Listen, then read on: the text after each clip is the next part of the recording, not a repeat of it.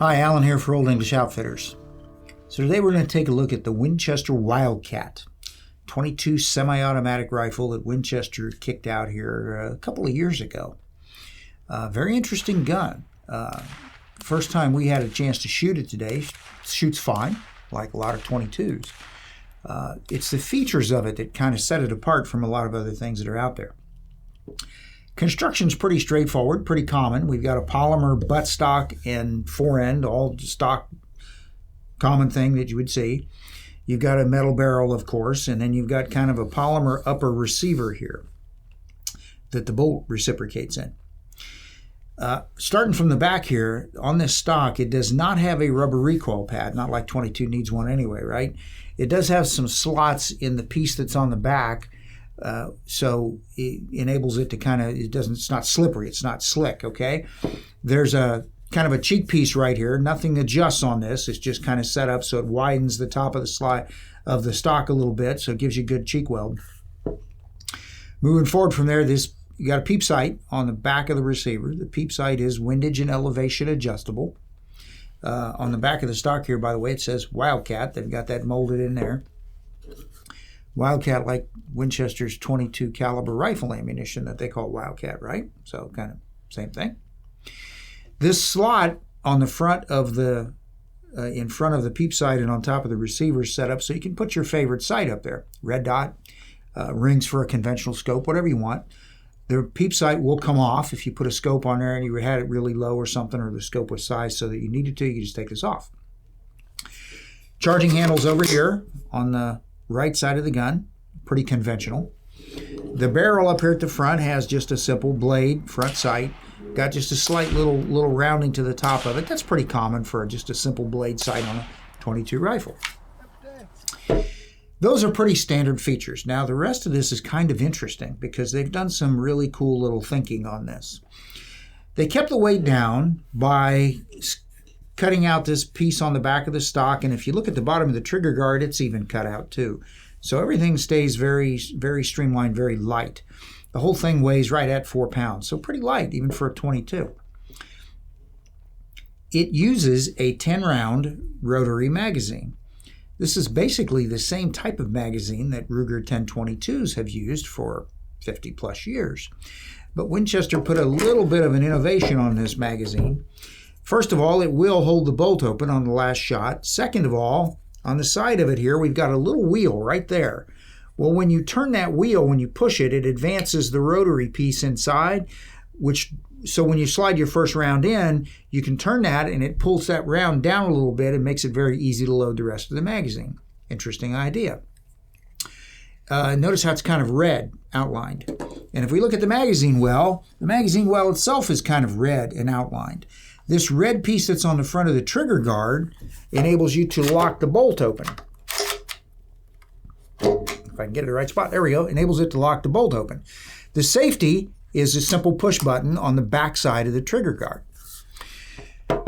When the bolt's locked open, to release it, all you have to do is just pull back on it and it kicks it loose, so you don't have to push the release lever. So that makes it really, really easy to operate, right? So we got red on the magazine, we got red on the magazine well. The magazine well is kind of interesting. We've got a tab up front here, which when you push it, moves this whole red piece right here, right? Moves that whole thing. All that's part of the magazine locking system.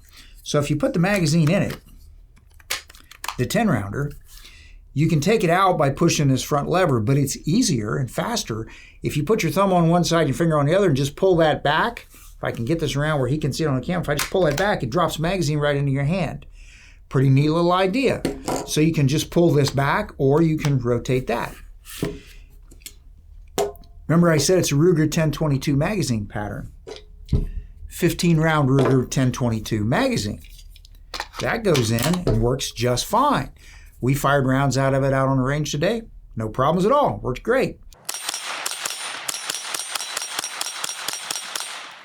With that magazine in place, of course, it'll use the 25-round mags or like Butler Creek or any of the mags that are designed for the Ruger pattern magazine well will work in this. With this, it's easier to reach up here and use your finger to actuate the magazine release. So magazines in and out are really, really easy. Really cool setup. Now, if you look at the back of the gun, we've got a sling swivel point back there, okay? But we don't have one on the front. Actually, we do. Right up here on this piece, if I squeeze that, this piece comes off. And we've got a rail piece, and we've got a sling swivel mount right there. Really cool. So you could take that off, and you can attach your sling swivel stud there, and your sling swivel back there. Swivel, actually, not stud. And then you can put a sling on it. You got a short section of rail here for a light or a laser or some accessory like that. What else did they do to this thing? Well, you know, a lot of 22s, if you want to take the action apart, take the action out to clean it, you got to take it out completely out of the stock. You completely dismount the action from the stock. Usually that requires tools to do and all this sort of thing. This is different. That large hole that's in the back of the receiver, if you look inside there, there's a red button.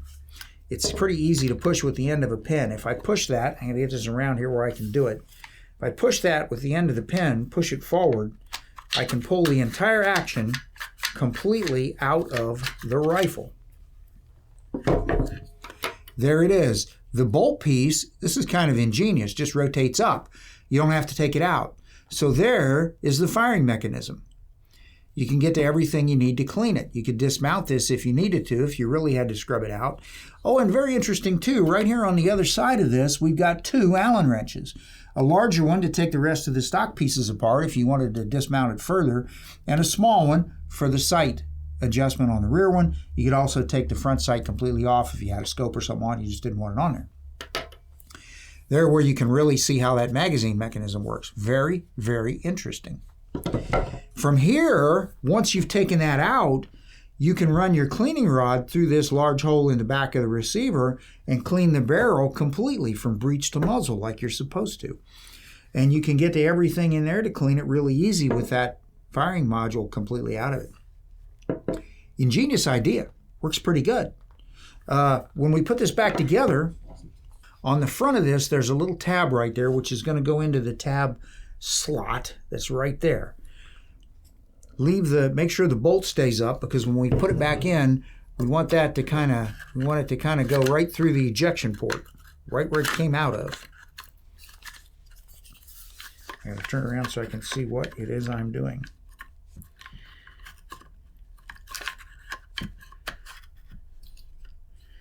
So we get this through the ejection port, and we get that slot up in there where it's supposed to go.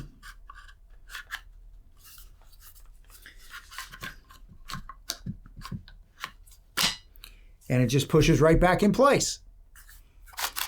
It's tight, it's a little snug. Sometimes you gotta monkey with it. You gotta get it pushed around so everything slides up in there where it should go. Very simple, very easy to do. Pretty innovative little rifle. The ability to take that firing mechanism out of there should not be underestimated. If you've ever tried to clean a really dirty 22 without taking it apart, there's things you can get to and there's things you can't get to. Being able to pull this completely out makes you be able to get to everything in the firing mechanism itself, in the barrel, everything. Pretty easy, pretty convenient. Once that's out, you got a lot of room. You can get up in there with patches and solvent, whatever, and makes life pretty easy. Nice rifle, shoots good. The sights we were shooting kind of close, so the sights are a little regulated as they are for just a little further out. But we were able to hit things once we had that figured out with no trouble. Reliability is really good. I had one stoppage out of ammunition, and that was undoubtedly a round. It even sounded a little different than the others. We just had a box of ammunition that we just grabbed some out of and tried it.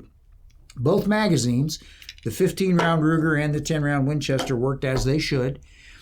The Winchester magazine does lock the action open. The Ruger magazine does not. So just keep that in mind. But the ability to use other magazines, that's good. You're not tied to a particular proprietary magazine that might be expensive and hard to get. Okay, well that's all we've got about this today. So thanks for watching. Until next time, I'm Alan for Old English Outfitters.